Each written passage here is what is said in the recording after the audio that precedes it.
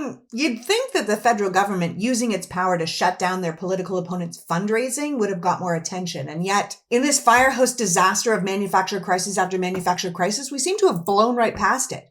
Like most things happening right now, this action to order an inquiry into Act Blue, the main Democratic fundraising platform, was taken by executive order. Again, I want to remind everyone that America's law is not made by executive order. And yet that is how all the changes are happening in America right now. Congress, who actually are in charge of passing the laws, could stop this chaos at any time. But because both chambers are controlled by Republicans, they have chosen instead to abdicate all responsibility for the health and safety of the American people and give it to the man who, for all intents and purposes, is acting like a mad king. So in this latest move to target his political opponents, something they accused the Biden administration of doing without evidence for 4 years, the president has ordered an inquiry into Act Blue to hinder the Democrats' ability to fundraise. To be clear, there's no reason to do this. In fact, the comparable Republican fundraising engine has nearly 7 times more FTC complaints than Act Blue, but they're not opening an inquiry into them. Donald Trump's team themselves were found guilty of putting their own donors on automatic payments without their knowledge, but his fundraising continues unimpeded. And now, of course, we have Trump cryptocurrency, a way for people, including foreign governments, to donate directly to the president with zero paper trail.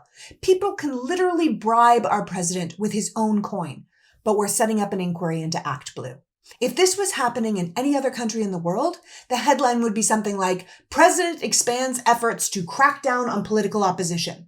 Donald Trump is trying to make it so the Democrats can't fundraise, while simultaneously running the most corrupt, illegal, immoral regime in American history.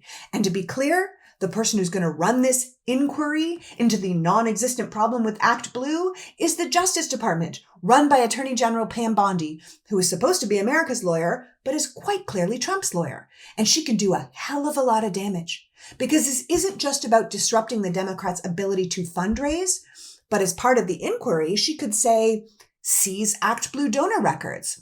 What would she do with those? I don't know. Maybe make a hit list to target political enemies, to flag us in systems, to audit our businesses, to stop us at the border, to round us up for some sort of trumped up charge. This is a way to scare people, to punish them for being on the wrong side, to silence them or dissuade them from fighting back or certainly giving any money to their opponents.